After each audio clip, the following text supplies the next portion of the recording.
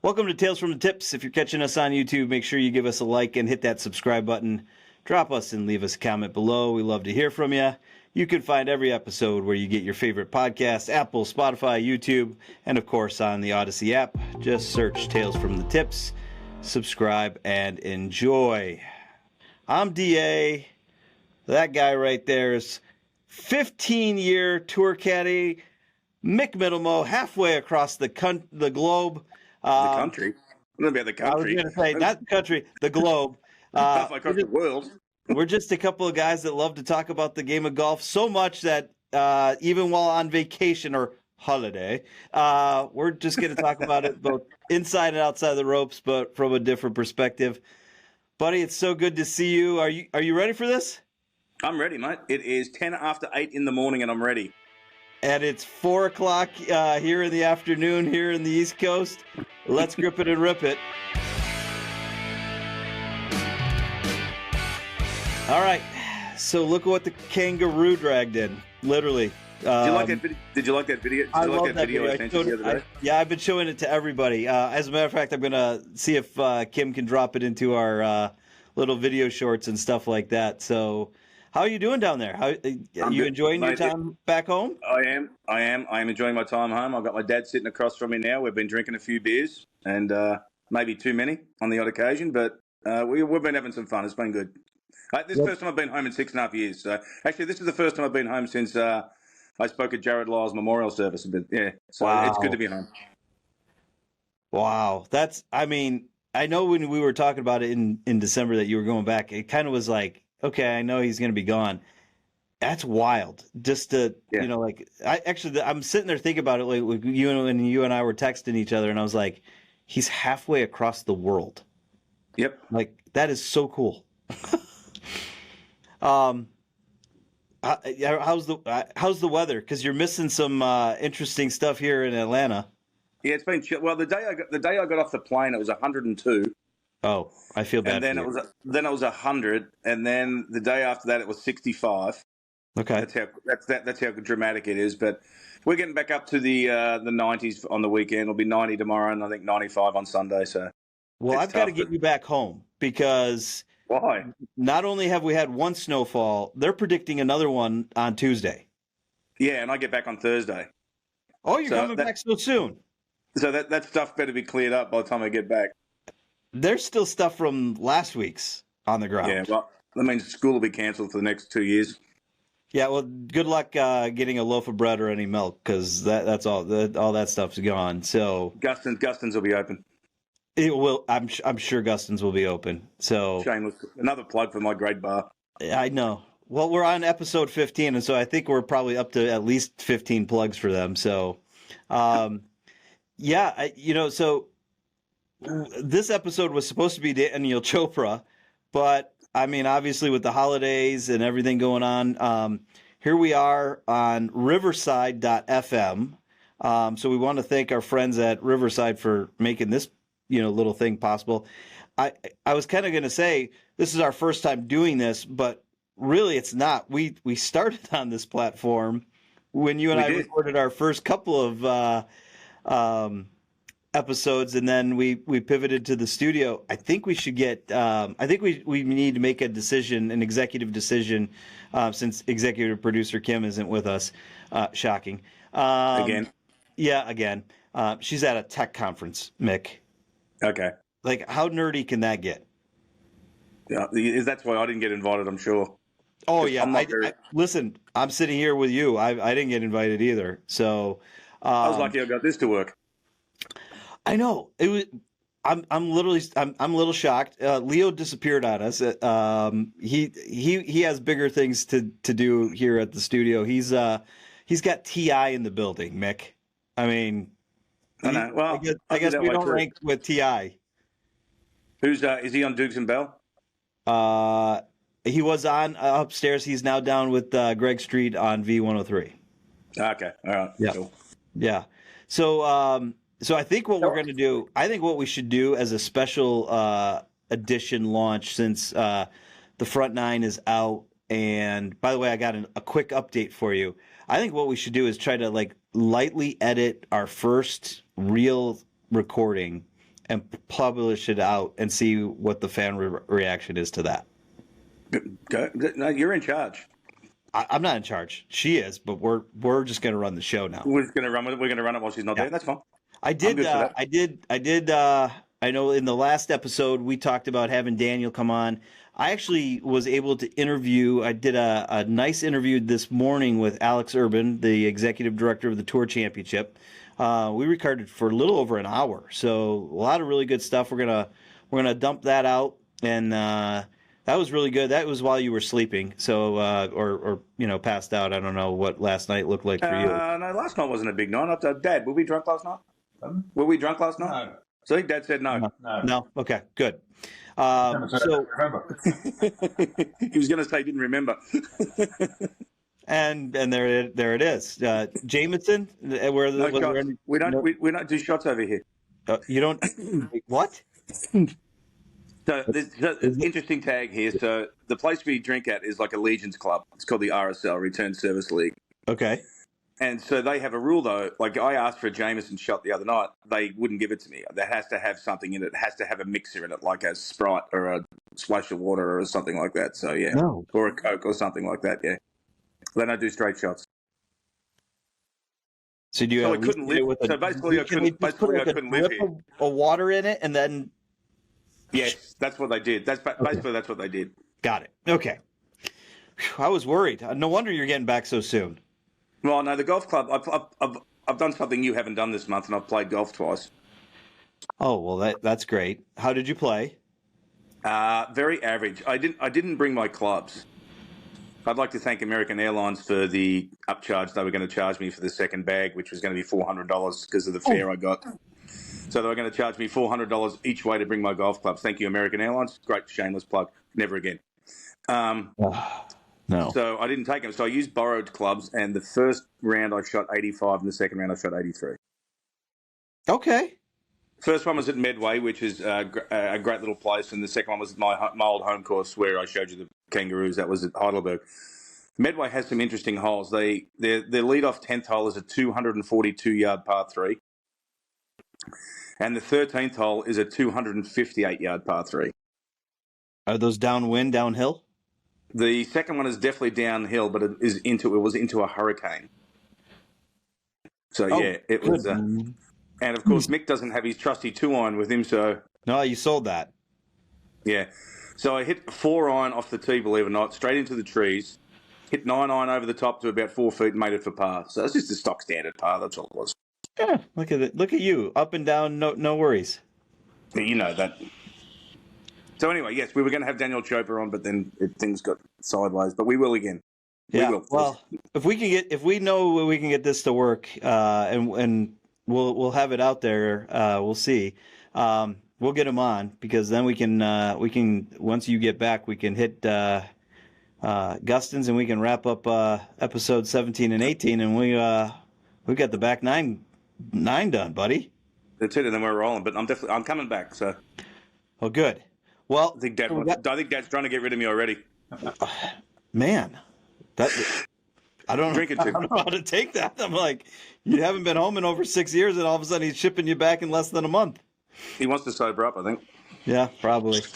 Well, yeah, and I gotta survive the rest of January. All right, so we got our first report card from Apple. Yep. Okay. 1 week in, just so you know. We're 71st in our category. Is that good or bad? I don't know. I didn't know that there was over 70 podcasts in the golf category out there, let alone us. But I figured Kim said it was good. The guy from Apple said it was good. I was like, well, that's all that matters then. If they say it's good, it's good. That's they what know I more about this stuff than I do. I just thanked him. I said, thank you. We're trying. We're building the plane as we fly it. So, and we got a really nice a compliment from our friends at the Wilson Married Team Trucking. It's a husband and wife that are a trucking team. They loved our episodes and are following us now. So we want to thank them for shouting us out. 1,000%. Give us a shout. I appreciate you. Yeah. So a lot of good stuff happening here. as you know, and I know you've been watching the NFL. We wrapped up. We got a couple things we got to discuss. Well, you missed on that, by the way. Episode 14, you declared that they were going to win out. You were 50% correct. Yeah. Anyway, it's over. It's baseball season now. Yeah. But congratulations. You did win. You held on to your three game lead. So I beat you by 3. You beat me by 3. Yeah. Philly with a 14-3 record versus Dallas's 7-10. My Lions at 15-2. Your Packers at 11-6. So, and now we know that the Packers are already at home packing, and we'll see how our Lions fare. You did declare that they will not win the Super Bowl because of Dan Campbell. We'll see. So I also declared that if they did win, I would get a Detroit Lions tattoo. You did. You remember that? That is correct. You tried to get me to get one, but since you already have 27, and again, that's a part of our tattoo count, Leo will make sure we have a running tally. We'll go for number 28 with you posting that. We'll get that videoed and shot. If that happens, I don't know if I will be able to even speak because I'll be celebrating so much. So yeah, I know that we'll have to take that week off recording. Yeah. So we're 2 tournaments in, the Sentry and the Sony. One of your favorite places to be. Actually, the anniversary. Today's the anniversary. Today is the happy anniversary, Mick. Yeah, happy anniversary of the Robert Allenby Day. This is Robert Allen. We should mark this, and it's a national holiday.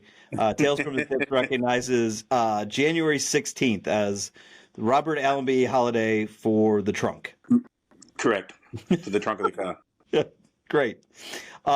Fitting that I had Alex, who was the tournament director of the Sentry at the same time that was going on. So yeah, very much so.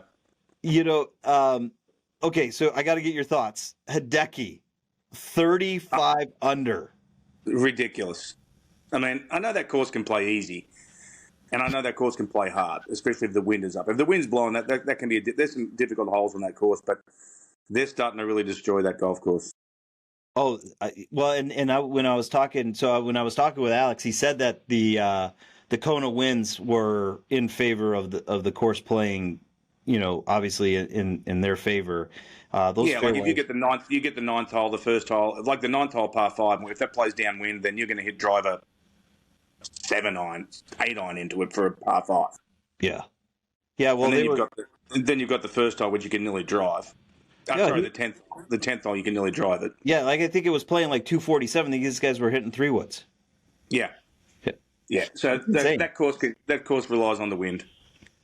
Well, clearly, and Hideki's been close. When we were talking about it, Hideki had come close a couple of times, so it wasn't a surprise to see him win it. But at the same time, 35 under. I saw Justin's comment afterwards, going, "I guess I'm going to have to average 63 to win a tournament this season."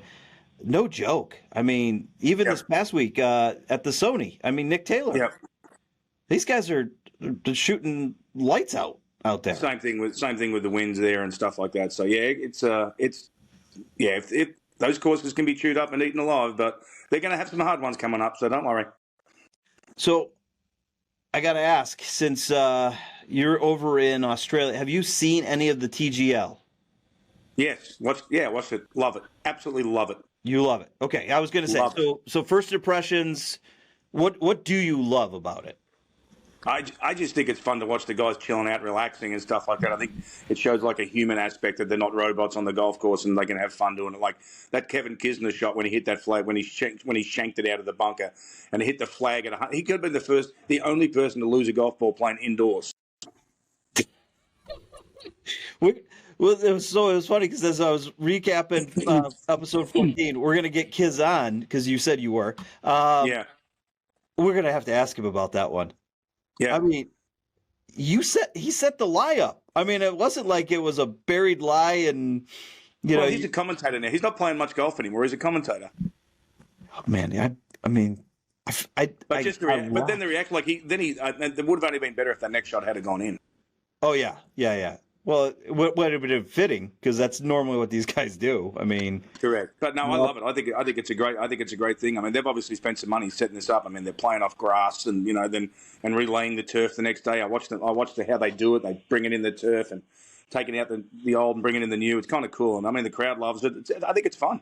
Yeah, I'd love to get down there. I'd love to see it in person. It's definitely a made for TV. You could tell on this TV broadcast they made some changes from the first week to the second week. I could do without the walkout. I mean, no offense, that's to me a little on the cheesier side, but I love the shot clock.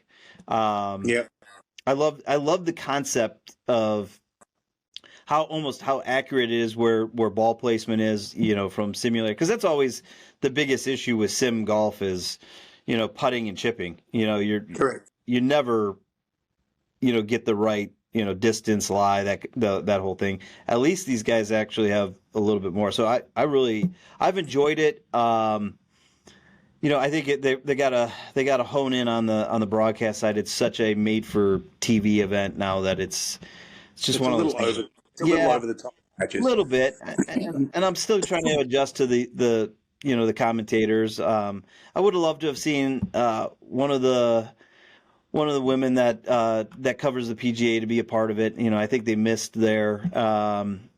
But overall, I really like it. I can't wait to see our Atlanta Drive next week play. That'll be kind of fun to see. It is. We might have to try to find the Atlanta Drive hats or something like that. We'll just go to the PGA Tour Superstore.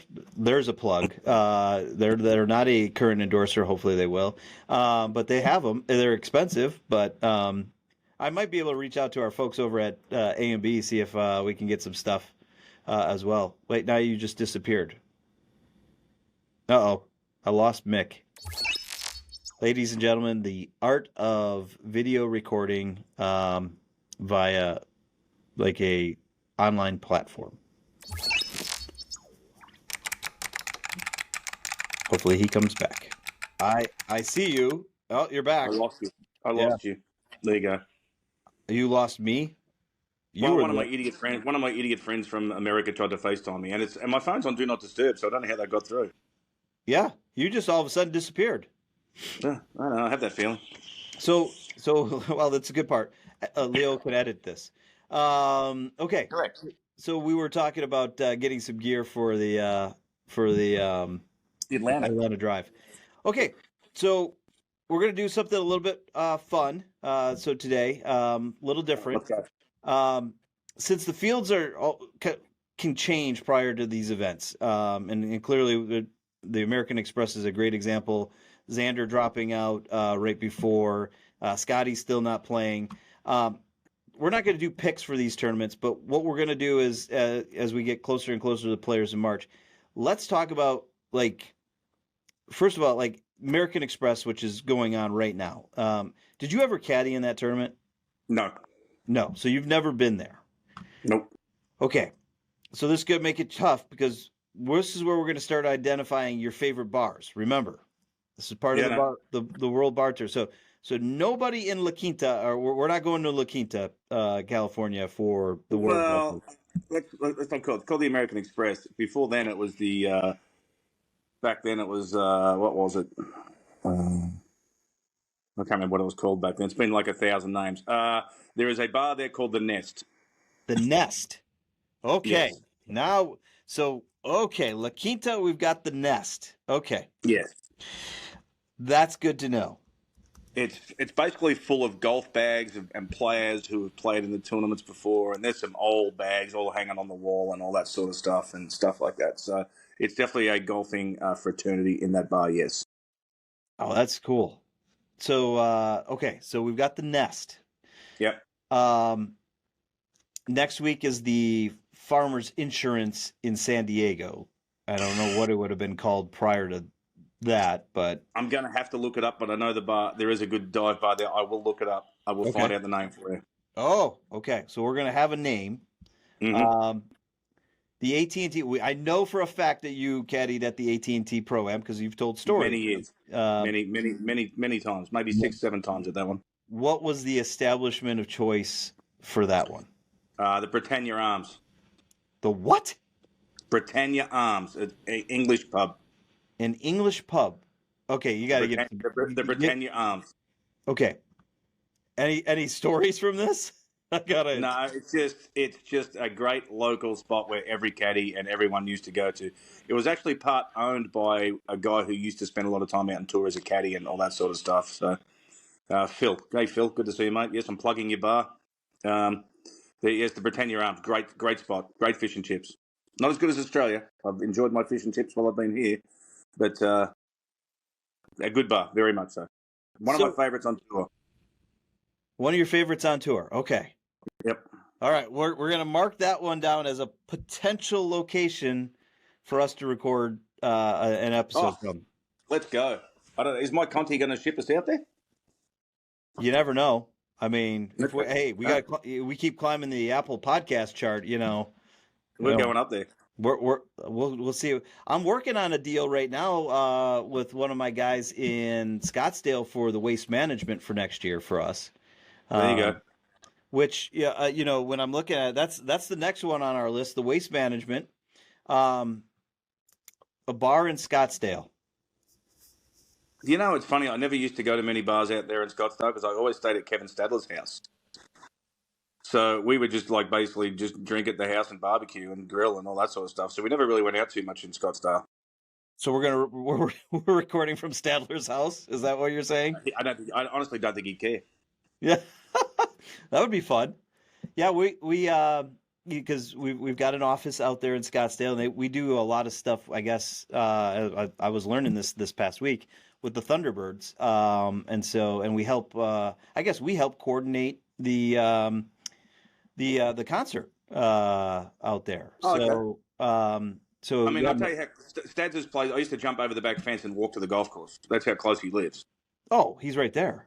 Yeah, he's super right there. It's 10 minutes. Oh, that's fantastic. Yeah. I mean, maybe you can find Chopra's ball.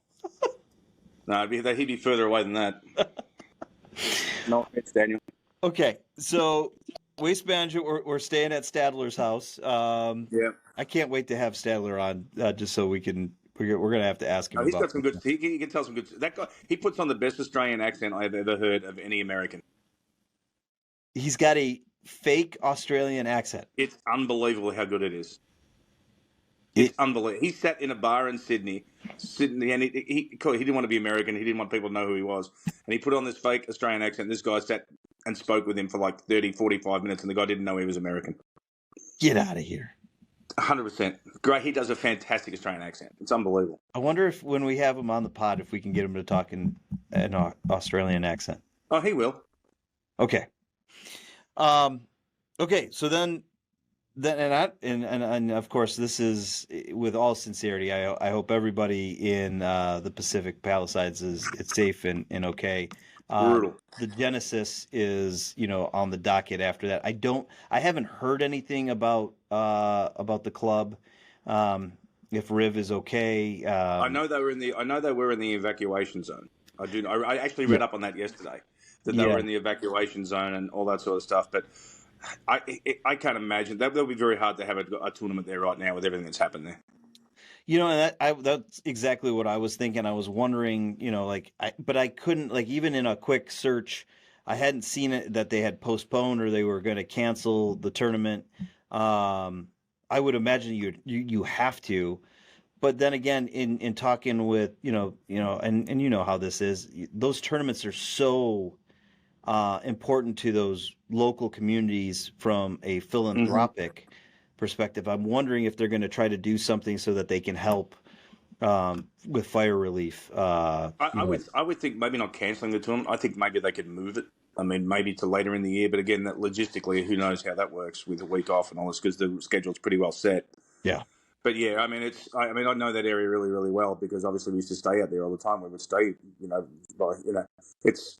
it's not an easy place to get accommodation, that's for certain, out that way because everything is so expensive and stuff like that. So we basically used to stay by the airport and then we would just leave early and drive out that way, get on the 405 and drive out there.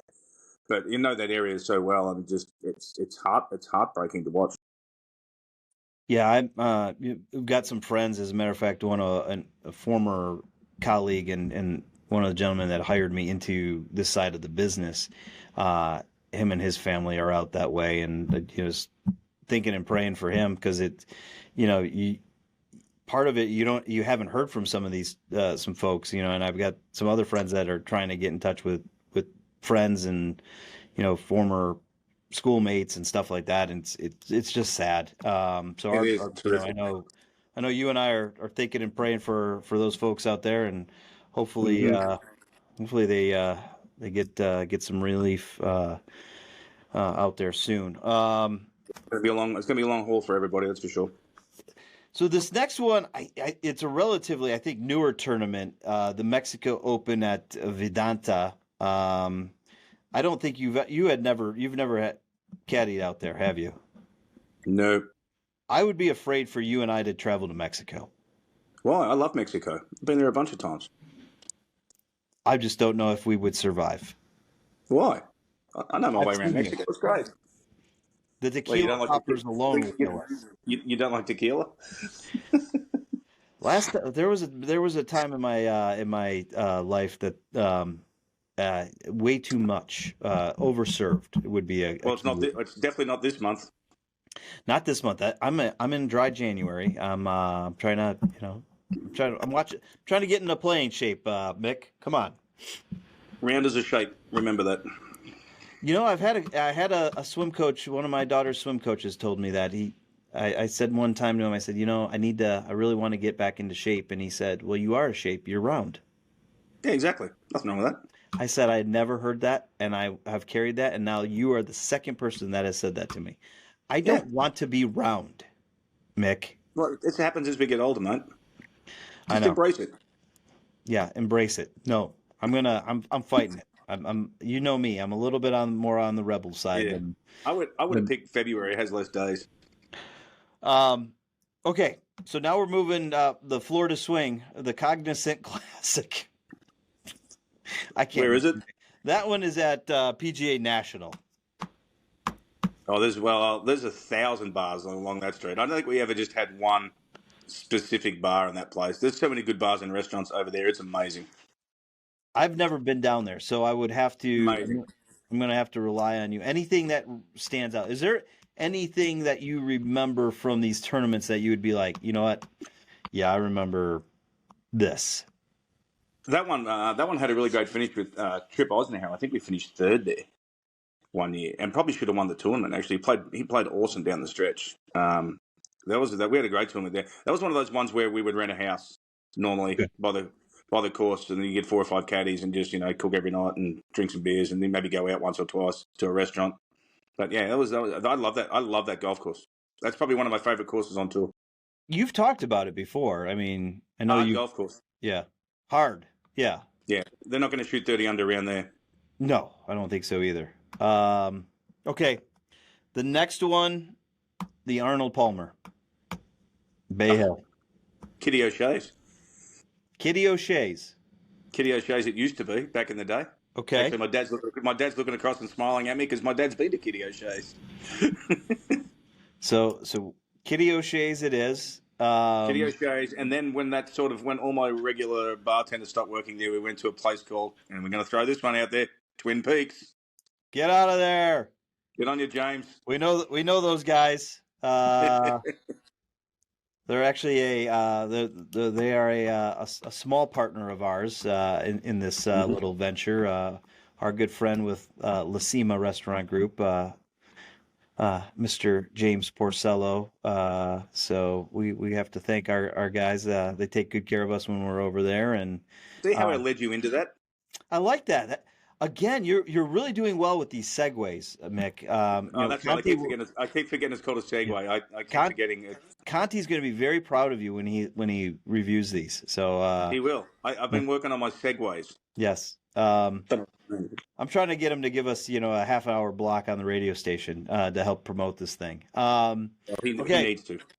So then the last one before the Players is the Puerto Rico Open. Have you ever been to the Puerto Rico Open? Yes. And? There's a bar there called Frankie's. Frankie's! You're welcome to Frankie. I am Frankie. Actually, I have a picture on the wall there. And then the next is the Players. So we're at the Players, and we've already picked our winners for that one. What do you think? Where are we going out at headquarters there? That's another one. That was another one where we were just rent a house. Didn't really go out a lot with that one. That was one of those ones where you wouldn't go out a bunch because obviously it's worth too much money. You wanted to try to stay somewhat semi-conscious for that one. You wanted to, yeah. Well, minus when you have a hole in one. Yes, every time we had that. But even then, I rented a house. And that was ex-wife number 2's family would come to that one. Nice. We're not. I know. See, another show where I could mention some of my wives. It's funny, amazing, isn't it? We could do a whole episode on Mick and his 3 wives. Let's not. Please. I think I'm still waiting for the odds makers to come back to us and see what the odds are on you having number 4. It's never happening. Never say never. Never's a very bad. Never happening. Yeah. Okay. She'd have to be awfully rich. See, that means it's not never. It's never. Okay. Even my dad is looking at me, shaking his head. Dad's a wise man. He is. So okay. So next time when you're back, hey Dad. He's sitting right next to me, so he's having a good time. He's shaking his head. Listen to this. I can't wait to see how this goes over on the recording. So when you're so you'll be back, and we'll tackle episode 16 next time you're back. Anything you want to talk about next time? No, let me think. I'll have a long time on the plane to think about it. Perfect. I'll have a long time on the plane to think about it. Apparently, so one of my mates is picking me up. My flight lands at 3:30 on Thursday, and they're dropping my car at Guston's, so they're driving me to Guston's as soon as I get back. So you're going to be back Thursday at 3:30 in the afternoon. You should be up there by 5. Yeah, about 6. 6 o'clock at Guston's. That's the plan. 6 o'clock Thursday night at Guston's. There you go. And that's the 5th time we've plugged Guston's today on the program. We might have to ask for a check. Do we need to plug anybody else? What's that? Do we need to plug anybody else? No, I don't think so today. I think we're in pretty good shape. We've plugged Riverside. You've slammed an airline. We've plugged several bars. And I haven't slammed too many people. No, just one airline. Maybe Robin Allaby. I slammed him a little bit. No, we dedicated a day to him. I don't know how we slammed him. We dedicated a whole day to him. I didn't say many nice things about him, but anyway. Yeah. I mean, we've been very nice about it today. We were good. I mean, we're coming off the heels of the Sony Open. I mean, it's a landmark historical event for you. For me, yeah. It's my anniversary today. I told you. Happy anniversary, buddy. Thanks, mate. Well, can't wait to see you back here in the States. Be safe on your travels. Folks, thanks for teeing it up with us. Follow us on Instagram, X, and Facebook. Of course, on YouTube, you can always catch all of our new episodes and content. We hope your drives are straight, your putts are short, and your scores are low as we tee it up on Tales from the Tips. We'll see you next time.